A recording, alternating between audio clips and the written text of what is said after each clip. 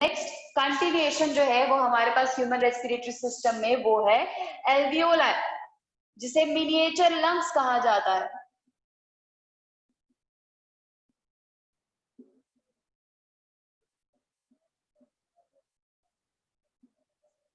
Miniature lungs क्यों? क्योंकि बच्चे ये जो स्ट्रक्चर्स है, ये जो एल्वियोलाई है, it's a structural and functional unit of lung. क्योंकि लंग का काम है गैसेस एक्सचेंज करना और एल्वियोलाई बेसिक लेवल पे वही कर रहा है। तो लंग का काम जो है वो फुलफिल कर रहा है कंप्लीटली। जैसे एक लिविंग स्ट्रक्चर के सारे काम जो है वो सेल करता है, that's why cell is called a structural and functional unit of life. तो इसी तरीके से एल्वियोलाई जो है it is structural and functional unit of lung। तो लंग जो है उसको बेसिक लेवल पे ये एल्वियोलाई ही बनाएंगे और उसका फंक्शन भी करेंगे। तो एल्वियोलाई जो है वो एक एक्सचेंजिंग सरफेस है। वो किस तरीके का अरेंजमेंट रखती है पहले उसे ड्रॉ करते हैं, फिर उसके बाद बात करते हैं कि क्या क्या कंडीशंस होनी चाहिए एक एक्सचेंजिंग सरफेस के लिए। कोई स्ट्रक्चर अगर किसी चीज को एक्सचेंज कर रहा है यानी कि गैसेस एक्सचेंज कर रहा है तो उसका स्ट्रक्चर कैसा होना चाहिए, उसका अरेंजमेंट कैसा होना चाहिए और प्रॉपर्टीज कैसी होनी चाहिए।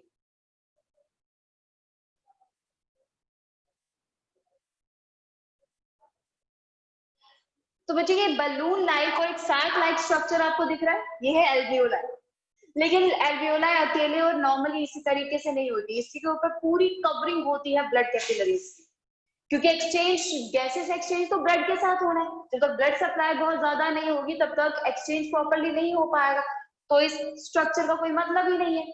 तो अब हम इसके ऊपर एक अरेंजमेंट बनाएंगे जो कि आपको दिखाएगा कि किस तरीके से ब्लड वेस्कुलर अरेंजमेंट होता है। ये आई ब्लड वेसल, वो ब्लड वेसल जो हाथ से आ रही है डीऑक्सीजनेटेड ब्लड लेकर, है ना। तो अरेंजमेंट इस तरीके से होगा, ये ब्लड वेसल जो है वो इस लंग इस एल्वियोलाई को चारों तरफ से कवर कर देगी लाइक दिस। ये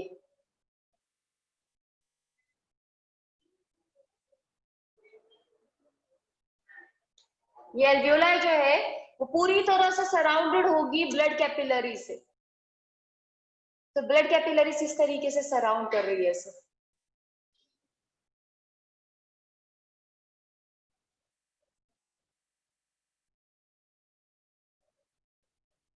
तो हम इसका हर एक पोर्शन जो है वो इस तरीके से होगा कि वहां से ब्लड पास कर रहा है, ठीक है। उसे ब्लड पास करेगा और ब्लड जो है फर्दर ब्लड जो है वो फर्दर एक्सचेंज करेगा गैसेस को। तो मतलब गैसेस ब्लड का सर्कुलेशन कुछ इस तरीके से रहेगा, यहाँ से एंटर कर रहा है, यहाँ से पास कर रहा है, यहाँ से देन यहाँ पे जाएगा, ठीक है। और इस तरीके से मूव करते हुए एल्वियोलाई के बैक साइड भी आपको सेम अरेंजमेंट दिखेगा। और जब तक ब्लड यहाँ से एंटर करके पास कर रहा है तब तक वो प्यूरिफाई हो रहा है यानी कि ऑक्सीजनेट हो रहा है। और बैक साइड जो आप ब्लड देखोगे वो मोस्टली ऑक्सीजनेटेड होगा, ठीक है। तो बैक साइड भी बिल्कुल सेम अरेंजमेंट होगा और इसी तरीके से सेम अरेंजमेंट के साथ अल्टीमेटली कैपिलरीज ज्वाइन करेंगी और बना देंगी वेन, ठीक है। तो यहाँ पे आ गई पल्मोनरी वेन, ये यहाँ से ये पल्मोनरी वेन जो बैक साइड कैपिलरी के ज्वाइन करने की वजह से बनी है, ये पल्मोनरी वेन वापस से हार्ट में जाएगी ताकि ये ऑक्सीजनेटेड ब्लड जो है वो वापस से टिश्यू को मिले और फिर वो डीऑक्सीजनेट करके हार्ट के पास भेजेंगे और ये पल्मोनरी आर्टरी दोबारा लेकर आएगी उसे। समझ रहे हो प्रोसेस? जब हम सर्कुलेशन पढ़ेंगे तो सर्कुलेशन में वापस से इस कंसेप्ट को रिकॉल करेंगे।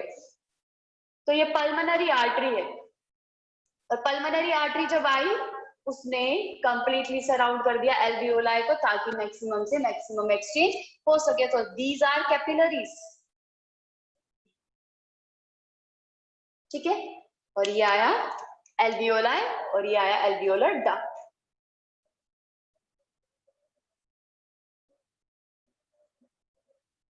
ठीक है। एल्वियोलर डक्ट में ये इसके ऊपर जो है ब्रोंक्यूल होगा, उस ब्रोंक्यूल से फर्दर एल्वियोलर डक्ट से एयर एंटर कर रही है जिससे कार्बन डाइऑक्साइड और ऑक्सीजन दोनों होगा। ठीक है, लेकिन कार्बन डाइऑक्साइड कम होगा, इसीलिए ब्लड से कार्बन डाइऑक्साइड एल्वियोलाई में जाएगा और एल्वियोलाई में ऑक्सीजन ज्यादा होगा, इसलिए ब्लड में आएगा। ठीक है, तो ये है एक अरेंजमेंट एल्वियोलाई का। ठीक है, ये एल्वियोलर स्ट्रक्चर है। अब मुझे एल्वियोलर स्ट्रक्चर जो है वो कुछ कंडीशंस फुलफिल करता है जो कि एक एक्सचेंजिंग सरफेस के लिए नेसेसरी है। ठीक है, तो फीचर्स ऑफ एक्सचेंजिंग सरफेस,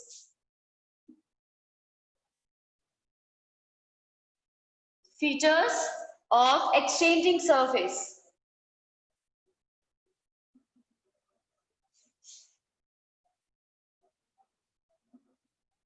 मैं जो फीचर यहाँ पे डील करूंगी उसमें से कुछ फीचर जो है उससे आप बहुत ज्यादा फेमिलियर रहोगे। ठीक है, पहला फीचर जो है, जो सरफेस है, एक्सचेंजिंग सरफेस जो है वो थिन होनी चाहिए। एक्सचेंजिंग सरफेस जो है वो थिन होनी चाहिए। तो बच्चे एल्वियोलाई जो है उसकी सरफेस जो है वो बहुत पतली होती है। ठीक है, बहुत ज्यादा पतली होती है। तो बच्चे वो थिन सरफेस बना रहा है स्क्वामस एपिथेलियम। स्क्वामस एपिथेलियम यानी कि फ्लैट एपिथेलियम। तो हमारे पास ब्लड वेसल की लाइनिंग और एल्वियोलाई के बीच में एक्सचेंज होना है, तो दोनों का थिन अरेंजमेंट होना जरूरी है। तो ब्लड कैपिलरी जो है वो भी स्क्वामस एपिथेलियम से ही बनी है, यानी कि थिन एपिथेलियम से। तो हमने जब स्क्वामस एपिथेलियम के बारे में पढ़ा था 9th में, तो हमने बात की थी उस बारे में कि स्क्वामस एपिथेलियम जो है वो थिन एपिथेलियम है। वो मेनली उस जगह में पाया जाता है जहां पे फिल्ट्रेशन या एक्सचेंज हो रहा हो, जैसे कि Bowman's capsule, alveoli, blood capillaries. इसके बारे में ऑलरेडी बात कर चुके हैं बच्चे हम।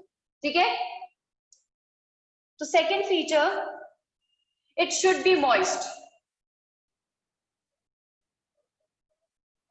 तो बच्चे म्यूकस लाइनिंग, म्यूकस कवरिंग यहाँ पे काम आती है। तो बच्चे इसके सेल्स जो है वो म्यूकस और वाटरी फ्लूइड रिलीज करते हैं, जिसकी वजह से इसकी सरफेस जो है वो मॉइस्ट रहेगी।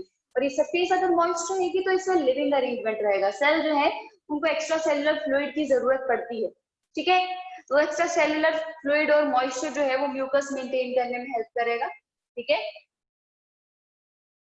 और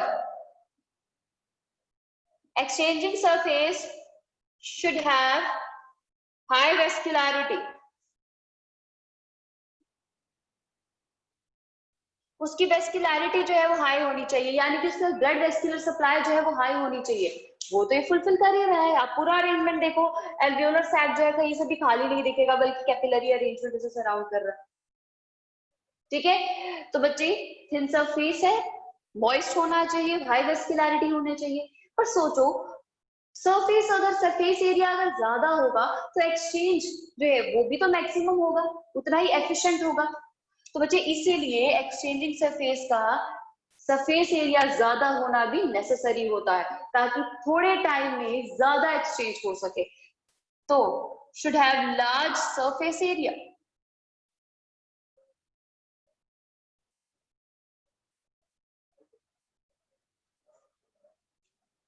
लार्ज सरफेस एरिया होना चाहिए। ठीक है, तो ये है हमारे पास वो फीचर्स जो कि एक्सचेंजिंग सरफेस को फुलफिल करने होते हैं। ठीक है, और उसका फुलफिल करना जरूरी है। तो बच्चे इसे मार्क करेंगे। ठीक है, और एनालाइज करने की कोशिश करेंगे। और बच्चे इन्हीं प्रॉपर्टीज की वजह से एल्वियोलाई जो है वो बहुत एफिशिएंटली एक्सचेंज कर पाता है, और जिसकी वजह से उसे मिनिएचर लंग कहा जाता है, यानी कि structural and functional unit of lung. ठीक है, तो एक कंसेप्ट और बता देती हूँ, जैसे कि हमारे पास दिस इज एल्वियोलाई, ये एल्वियोलाई है। एल्वियोलाई जो है बच्चे वो स्क्वामस एपिथेलियम से बना है।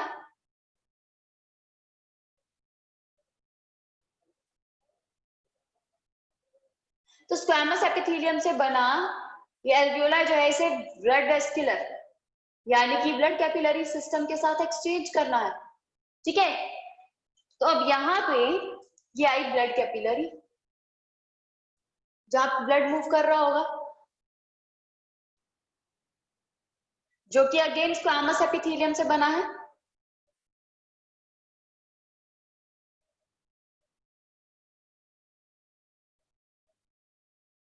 ठीक है, तो ये आया अरेंजमेंट ब्लड कैपिलरीज का और एल्वियोलाई का। तो बच्चे जहां पे एपिथेलियम होता है वहां पे कनेक्टिव टिश्यू तो होगा ही होगा, है ना। उसके मेम्ब्रेन में, बेसमेंट मेम्ब्रेन के नीचे, यानी कि जहां पे एपिथेलियम होता है उसके नीचे सपोर्ट के लिए कनेक्टिव टिश्यू होता है, बेसमेंट मेम्ब्रेन होता है उसके नीचे कनेक्टिव टिश्यू होगा। तो दोनों के बीच में यहाँ पे एक सपोर्ट सिस्टम यहाँ पे प्रेजेंट रहेगा, यानी कि कनेक्टिव टिश्यू। ठीक है, तो एक्सचेंज कुछ इस तरीके से रहेगा, वी हैव ऑक्सीजन जो यहाँ से एल्वियोलाई से ब्लड में जाना है, तो मतलब उसको पास करना पड़ेगा एल्वियोलर लाइनिंग से, एल्वियोलर स्क्वामस एपिथेलियम से। ठीक है, उसके बाद कनेक्टिव टिश्यू से और ब्लड वेसल की एपिथेलियल लाइनिंग से। वैसे ही कार्बन डाइऑक्साइड जो है वो ब्लड से आएगा इस तरीके से। ठीक है, तो ये है हमारे पास अरेंजमेंट। तो ये आई एल्वियोलाई,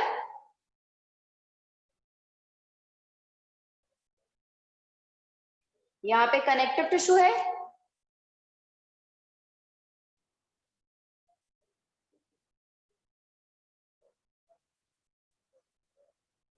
और ये है ब्लड वेसल, ब्लड कैपिलरी।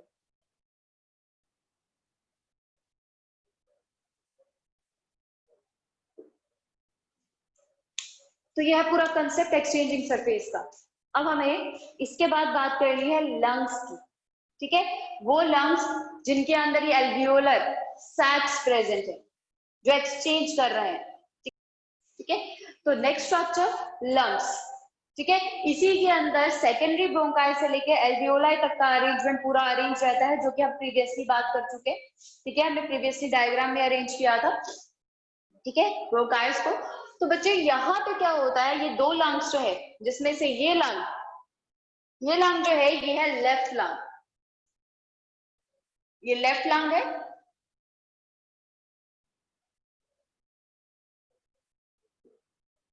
ठीक है, ये लेफ्ट लंग है, और ये वाला राइट लंग,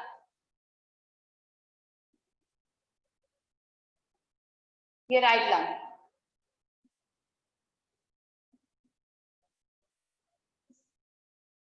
ठीक है, left lung and right lung. जैसे मैंने कहा था, जब भी हम किसी बात करते हैं फिजियोलॉजी में, तो हम अपनी बॉडी के अकॉर्डिंग उसे मार्क करेंगे, यानी कि ये हमारे पास राइट लंग रहेगा और ये लेफ्ट लंग रहेगा। ठीक है, ठीक है, तो बच्चे अब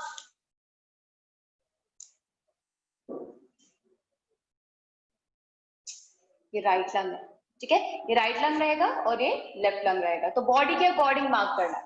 ठीक है, तो बच्चे इस तरीके से ये वाला रंग जो है वो एग्जैक्टली हमारे लीवर के ऊपर प्रेजेंट रहेगा। ठीक है, तो हमारा राइट लंग जो है वो एग्जैक्टली लीवर के ऊपर प्रेजेंट रहता है। लीवर के ऊपर ही मस्कुलर फ्लैप रहेगा जिसे डायफ्राम कहते हैं, और ये डायफ्राम जो है इसके ऊपर हमारे दोनों लंग्स प्रेजेंट रहते हैं, क्योंकि हमारा डायफ्राम जो है ना बच्चे, ये मस्कुलर ट्रैप है जो दो कैविटीज को सेपरेट कर रहा है। अपर थोरैक्सिक कैविटी जो रिब केज से कवर्ड रहती है, और लोअर एब्डोमिनल कैविटी जहां पे स्टमक और इंटेस्टाइन प्रेजेंट रहेगा। तो बच्चे हमारे पास इस रीजन में यहाँ पे लीवर प्रेजेंट रहता है। ठीक है, यहाँ पे लीवर प्रेजेंट रहेगा और यहाँ पे होगा स्टमक। ठीक है, अब बच्चे स्टमक, लीवर जो है वो स्लाइटली इस लंग को ऊपर की तरफ स्लाइडली पुश कर देता है। ठीक है, तो लीवर को, अकोमोडेट लीवर जो है वो लार्जेस्ट ग्लैंड है, लार्ज स्ट्रक्चर है, जिसकी वजह से इसके ऊपर और नीचे वाले स्ट्रक्चर जो है उनको थोड़ा सा एडजस्ट करना पड़ता है। जैसे हमारी राइट किडनी है वो स्लाइटली लोअर हो गया as compare to left kidney, वैसे ही हमारा राइट लंग जो है वो कंपेरेटिवली शॉर्टर हो जाता है as compare to left lung. ठीक है, और शॉर्टर तो है लेकिन स्लाइटली ब्रॉडर रहेगा। लेकिन हमारा लेफ्ट लंग जो है वो इस राइट लंग के कंपैरिजन में स्लाइटली लॉन्गर रहता है बट नैरोअर रहता है। ठीक है, तो पहला लंग जो है वो एक नॉन मस्कुलर ऑर्गन है। मैं यहां पे स्पेसिफाई कर रही हूं कि लंग जो है वो नॉन मस्कुलर स्ट्रक्चर है, और इसका बताने का रीजन ये है ताकि हम जान सकें फर्दर जब हम आगे पढ़ेंगे कि डायफ्राम का क्या रोल है, डायफ्राम क्यों है यहाँ पे, और डायफ्राम के बिना ब्रीदिंग प्रोसेस फुलफिल नहीं हो सकता।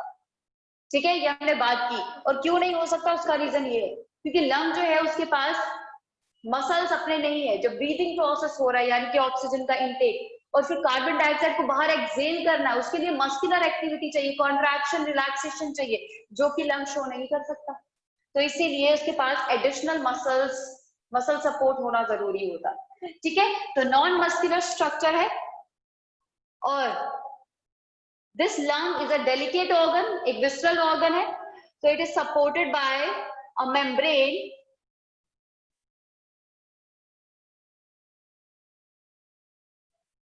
by a double layered membrane called as pleural membrane। उसे प्लूरल मेम्ब्रेन कहा जाता है। तो मतलब हमारे पास अब ये कवरिंग रहेगी मेम्ब्रेन के ऊपर, ये लंग के ऊपर, लंग के ऊपर ये जो कवरिंग है ये प्लूरल मेम्ब्रेन है।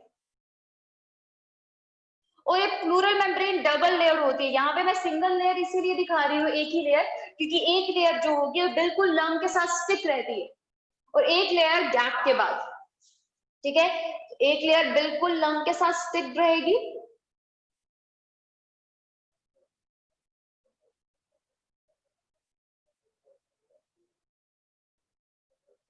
ठीक है, तो हमारे पास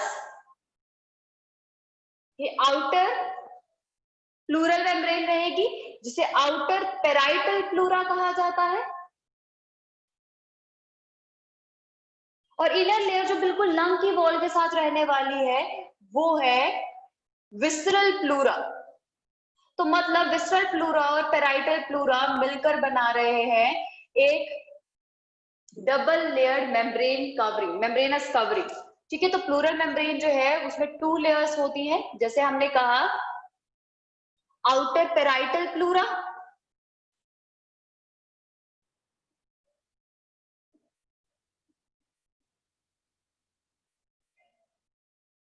and inner visceral pleura.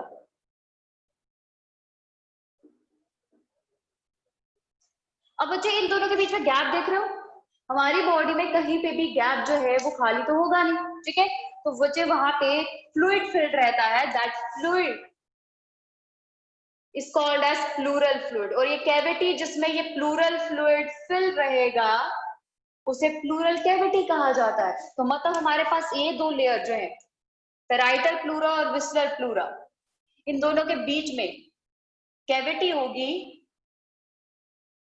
In between they have cavity called as pleural cavity, and this pleural cavity remains filled with pleural fluid। अब बच्चे इस प्लूरल फ्लूइड का काम क्या है? प्लूरल फ्लूइड जो है बच्चे, लंग जो है वो डेलिकेट ऑर्गन है, तो बच्चे ये कुशनस अरेंजमेंट देगा, कुशनस अरेंजमेंट देगा जिसकी वजह से लंग को एक बेसिक मैकेनिकल शॉक से बचाया जा सके। ठीक है, तो प्लूरल फ्लूइड का काम जो है वो है लंग को बेसिक मैकेनिकल शॉक से बचाना। बिल्कुल वैसे ही अगर आप किसी बलून के अंदर कोई भी मटेरियल, कोई भी चीज डाल रहे हो और साथ में आपने बलून को पानी से फिल कर दिया, तो पानी जो है वो कुशनस अरेंजमेंट की तरह काम करेगा। अगर हमें उस चीज को होल्ड करना है बलून के अंदर, हमें वाटर के प्रेशर को भी पहले मैनेज करना पड़ेगा। ठीक है, वाटर जो है वो एक कुशनस अरेंजमेंट दे देगा उस चीज को। बिल्कुल वैसे ही इसमें पूरा वाटरी फ्लूइड यानी कि प्लूरल फ्लूइड रहेगा, म्यूकसी फ्लूइड होता है, तो बच्चे इसको कुशनस अरेंजमेंट देगा ताकि बेसिक मैकेनिकल शॉक से बचाया जा सके। तो पहला function prevents from mechanical shocks,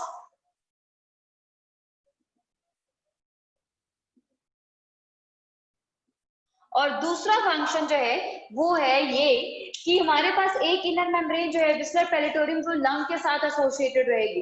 तो सोचो लंग जो है वो एक्सपैंड और रिलैक्स कर रहा है ना, एयर अंदर जा रही है बाहर एक्सेल हो रही है, तो वो एक्सपैंड और रिलैक्स करेगा। उसी तरीके से विस्लर प्लूरा भी मूव करेगा, स्ट्रेच होगा, रिलैक्स होगा। लेकिन आउटर पेराइटल प्लूरा वो तो बाहर की तरफ है, उसमें तो कोई चेंज नहीं आएगा, उसमें तो ऐसा कोई चेंज नहीं आएगा ना, वो तो वैसे इंटैक्ट रहेगा। तो मतलब हमारे पास इस तरीके से अरेंजमेंट रहेगा, एक प्लूरा मूव कर रहा है, दूसरा प्लूरा स्टैटिक है, जिसकी वजह से फ्रिक्शन कॉज हो सकता है। ठीक है, तो इस फ्रिक्शन की वजह से मेम्ब्रेन को हार्म होगा, तो इस चीज से प्रिवेंट करने के लिए भी यहाँ पे प्लूरल फ्लूइड रहता है। तो second function is to prevent friction between two membranes.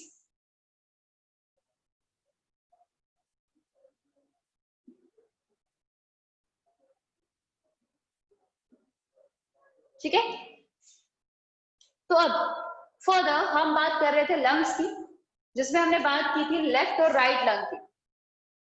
ठीक है, तो ये प्रोटेक्टिव प्लूरल मेम्ब्रेन से कवर्ड स्ट्रक्चर में जो राइट लंग है, it is shorter but broader,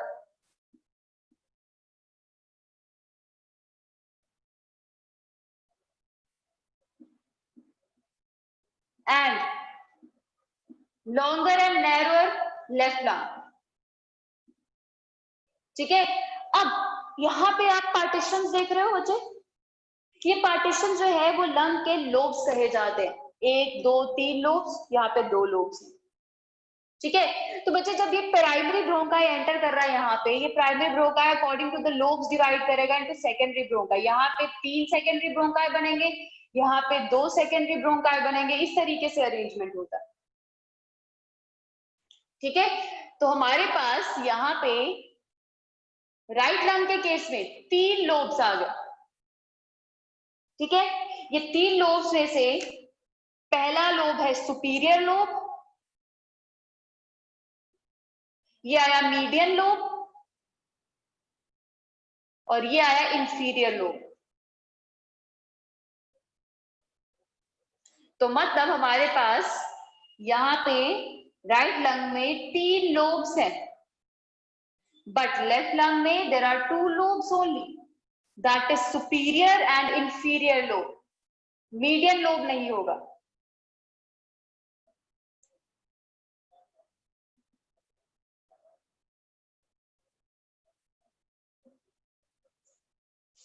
तो इस तरीके से अरेंजमेंट रहेगा हमारे पास लंग में। और बच्चे लोब्स के अंदर बहुत सारे लॉब्यूल्स होते हैं, ठीक है, जिसे फर्दर डिवाइड होकर टर्शियरी ब्रोंकाई एंटर करेगा। ठीक है, तो बहुत सारा डिवीजन होगा, बट हमें सिर्फ लोब लेवल तक जानना है। ठीक है, सिर्फ लोब्स तक जानना है कि लोब्स कितने हैं। और बच्चे अगर आप वेट की भी बात करोगे ना, तो हमारे पास राइट लंग जो है वो स्लाइटली ब्रॉडर है, वेट में भी ज्यादा होगा, और इसके लोब्स और लॉब्यूल्स भी ज्यादा होते हैं। बट राइट लंग जो है वो नैरोअर होता है, लॉन्गर तो होगा बट नैरोअर होता है वेट में, राइट लंग से ये छोटा होता है, लेस हैवी होता है, और इसके लोब्स भी कम होते हैं और लॉब्यूल्स भी कम होते हैं। ठीक है, तो ये है पूरा फिजिक। ठीक है, और ये है लंग्स का अरेंजमेंट, और इसी के अंदर पूरा एल्वियोलर अरेंजमेंट होगा। पहले डिवीजन होगा सेकेंडरी में, then tertiary bronchi, then bronchioles, और उसके बाद एल्वियोलर ऐसे मिनिएचर जो है एल्वियोलाइज अरेंज होंगे सब पूरे लंग्स में। ठीक है, अब लास्ट एस्पेक्ट जो मैं यहाँ पे डील करूंगी, that is in case of left lung. मुझे लेफ्ट लंग में जो आप कर्व देख रहे हो ना, ये कर्व जो है ना, ये हार्ट को अकोमोडेट करने के लिए, this is called as cardiac notch. तो कार्डियक नॉच जो हम कहते हैं ना, जो हार्ट है वो स्लाइटली लेफ्ट वाली साइड होता है ना, तो स्लाइटली लेफ्ट वाली साइड होता है, बट एक्चुअली जो उसका बेस होगा ना वो मिडल में ही होता है, लेकिन उसका जो एपेक्स होता है, जो पॉइंटेड पार्ट होता है ना, वो इस तरफ होता है, left side tilted, cardiac notch की तरफ। तो कार्डियक नॉच जो है वो it is present in left lung to accommodate heart.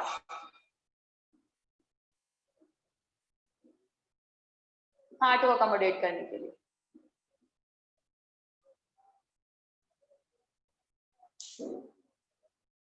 ठीक है, तो बच्चे हमने बात की कि एल्वियोलाई जो है और ब्लड कैपिलरी जो है वो एपिथेलियम से बनी है, वो भी स्क्वामस एपिथेलियम से। तो ये है हमारे पास एल्वियोलाई और ये आई ब्लड कैपिलरीज, जो कि दोनों स्क्वामस एपिथेलियम से बनी होंगी, और बीच में होगा कनेक्टिव टिश्यू। तो बच्चे यहाँ से गैसेस पास हो रही है, एक्सचेंज हो रही है, ऑक्सीजन यहाँ से एल्वियोलाई से ब्लड कैपिलरी में आएगा, कार्बन डाइऑक्साइड ब्लड कैपिलरी से एल्वियोलाई में जाएगा। लेकिन ऐसा कौन सा प्रोसेस है और कौन सा बेसिस है जिसके बेस जिस बेसिस पे ये चीजें होती है, ये मूवमेंट होगा। ठीक है, तो बच्चे ऑक्सीजन का एल्वियोलाई से ब्लड में आना और कार्बन डाइऑक्साइड का ब्लड से एल्वियोलाई में जाना जो है वो डिपेंडेंट है पार्शियल प्रेशर के ऊपर। ठीक है, तो एक्सचेंज जो है it is based on partial pressure. Exchange is dependent on partial pressure. अब पार्शियल प्रेशर क्या है? पार्शियल प्रेशर जो है वो एक पर्टिकुलर गैस का प्रेशर है इन एन एयर। एयर में पार्शियल प्रेशर जो है, जैसे कार्बन डाइऑक्साइड जो है वो कितना प्रेशर कंट्रीब्यूट कर रही है, वो है उसका कार्बन डाइऑक्साइड का पार्शियल प्रेशर। या ऑक्सीजन कितना प्रेशर कंट्रीब्यूट कर रही है, तो वो ऑक्सीजन का पार्शियल प्रेशर है। ठीक है, तो एयर के कंबाइंड प्रेशर में इनका कंट्रीब्यूशन क्या है वो बताता है हमें पार्शियल प्रेशर के बारे में। तो exchange is dependent upon partial pressure.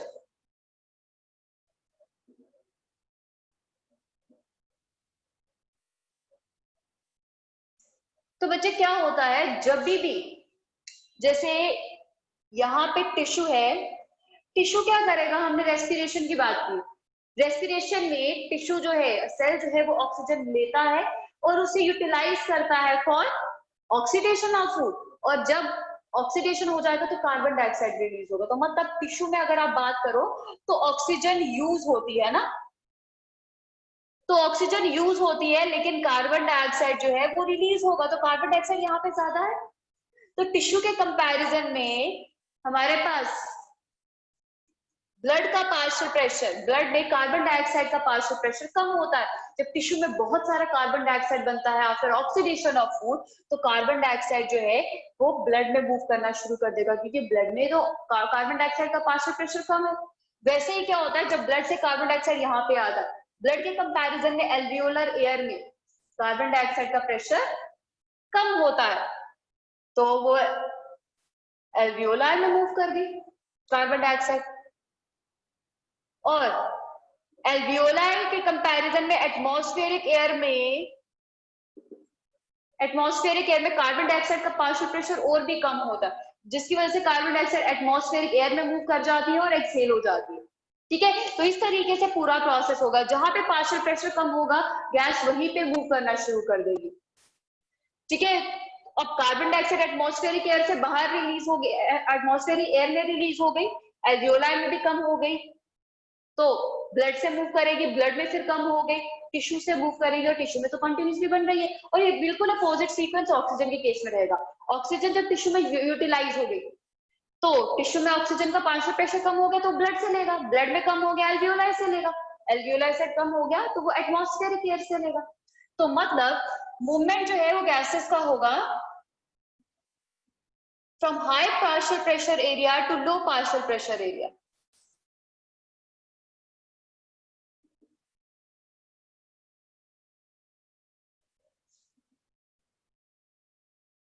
To low partial pressure area. और प्रोसेस क्या रहेगा, क्योंकि हमारे पास एक्टिव ट्रांसपोर्ट सिस्टम है, पैसिव ट्रांसपोर्ट सिस्टम है ना, तो यहाँ पे कौन सा सिस्टम रिक्वायर्ड है, किस तरीके से मूवमेंट और ट्रांसपोर्ट होगा। तो बच्चे इसका बेस भी आपने 9th में करा है जब आपने सेल बायोलॉजी पढ़ी थी, यानी कि structural and functional unit of life cell. तो सेल के दौरान आपने बहुत सारे प्रोसेसेस पढ़े थे, जिसमें पैसिव प्रोसेसेस से 2 प्रोसेसेस पढ़े थे, डिफ्यूजन और ऑस्मोसिस। ऑस्मोसिस वाटर का मूवमेंट था, फ्लूइड्स का मूवमेंट है। तो बच्चे इसमें जो मूवमेंट होगा वो होगा थ्रू डिफ्यूजन। तो 9th में ये आपने बहुत अच्छे से स्टडी कर रखा है। ठीक है, डिफ्यूजन जो है उसमें गैसेस जो है अपने हाई पार्शियल प्रेशर एरिया से लो पार्शियल प्रेशर एरिया में आएंगे। ठीक है, जैसे कि सॉल्यूट मूव करता है from its higher concentration region to lower concentration region. ठीक है, तो diffusion is the process which is required for the movement of gases from its high partial pressure area to low partial pressure area. तो मतलब partial pressure पे depend करता है। ठीक है, तो इस गैसेस को, इस एयर को जिसमें डिफरेंशियल अरेंजमेंट रहेगा गैसेस का, उसे एल्वियोलाई में लाना और एल्वियोलाई से रिलीज करना, उसे ब्रीदिंग कहेंगे। लेकिन अब उसका मैकेनिज्म क्या है वो हम डील करेंगे नेक्स्ट क्लास।